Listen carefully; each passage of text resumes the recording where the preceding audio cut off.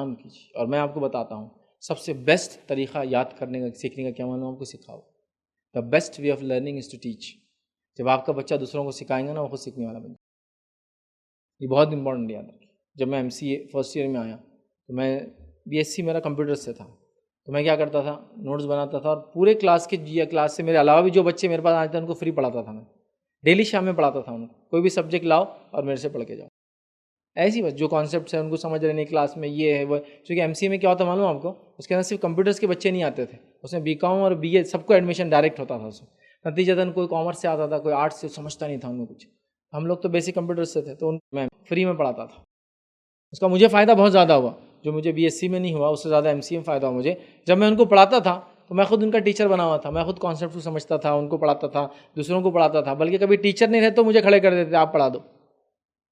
तो मैं उनको कुछ भी एक सब्जेक्ट समझो, खासतौर से नेटवर्किंग मेरा सब्जेक्ट था, हार्डवेयर वगैरह, जो मैं सब सब्जेक्ट्स टीचर नहीं भी रहा तो सिखाता था। बल्कि कई जगह टीचर को लोग कमेंट देते थे कि वो ज़्यादा अच्छा बता देते आपसे, ये था। तो जब मैं फर्स्ट सेम मेरा हुआ तो मैं मतलब मुझे एक्सपेक्टेड नहीं था, एग्ज़ाम दे के आया, जो समझ में आता कॉन्सेप्ट से लिख दिया, एक टेक्निक है लिखने की, सारी चीज़ें एग्ज़ाम दे के आ गए। तो वो लोग वो कर रहे, तो लोग हाँ चल रही तुम्हारी, तो हाँ टीचर से पहचान है तुम्हारी। तो क्योंकि हम कभी क्लास में चमकते नहीं थे ना, कोई आंसर भी नहीं देते थे कभी, तो अब सब परेशान ही थे, मतलब ये टॉन्ट क्यों मारे। जब मैं रिजल्ट देखा तो मैं सेकंड था पूरी क्लास में, पर मेरे लिए कोई उसका वैल्यू नहीं थी सेकंड होने की। एजुकेशन ले रहे हैं तो मैं लोगों को सिखा रहा। जब सिखाता था तो मेरा टैलेंट अलग है ना, लिखने का अंदाज ही मेरा अलग था, पॉइंट्स भी मैं अलग बनाता था जो आम लोग नहीं बना सकते थे। तो मैं पूरा टाइम ही लोगों को पढ़ाता रहा, हर सेम में मैं पढ़ाता रहा पूरे 3 साल। जब मैं फाइनल 6th सेम में था तो पूरे फर्स्ट ईयर के और सेकेंड ईयर के बच्चे मेरे पास आते थे, मुस्लिम नॉन मुस्लिम, लड़कियां लड़के सब आते थे। हमको सीखना है, आप एक क्लास ले लीजिए, एक्स्ट्रा क्लास खाली होंगी तो आप वहाँ बता दीजिए, और मैं लोगों को वो करता था।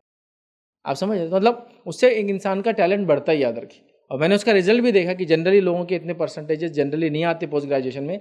मेरा फाइनल ईयर का परसेंट 82 था, बहुत ज़्यादा होता है जनरली पोस्ट ग्रेजुएट के साथ ऐसे परसेंटेज नहीं आते, क्योंकि सब समझते थे क्या कर रहा है ये, चीटिंग तो नहीं कर रहा। और जबकि क्लास में ना कोई आंसर देते थे कभी ना कुछ, सबसे आखिर में बैठे हुए खामोश बैठे हुए खाली सुनना है। लेकिन मैं टीच करता था। लेकिन जब लिखने की बारी आती थी, स्पीच में हो सकता मैं जब कमज़ोर था, लेकिन राइटिंग में मेरा फिर कोई हाथ नहीं पकड़ सकता था। तो ये होता है हैबिट, टीचिंग की हैबिट से। तो ये कब होता है, जब आप समझ रहे कि मेरा नॉलेज इनके लिए भी है, अब मैं बोलूँ ये मेरे लिए है, तो शायद मैं भी पास नहीं हो पाता बराबर से।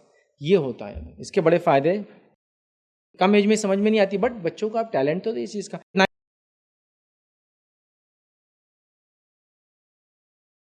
अस्सलाम वालेकुम। आप भी हमारे इस काम में ताउन करें अपनी ज़कात और सदक़ात के ज़रिए। डोनेशन डिटेल्स के लिए डोनेट अस पर क्लिक करें। अगर आपको हमारे वीडियोज़ पसंद आए हैं तो इसे शेयर करें और सबके हकदार बनें। रोज़ाना हमारे वीडियोज़ को पाने के लिए हमारे यूट्यूब चैनल को सब्सक्राइब करें और बेल आइकन दबाएं। हमसे दीगर सोशल मीडिया पर जुड़ने के लिए वीडियो में दिए गए आईडी को सर्च करें। जज़ाकल्लाह।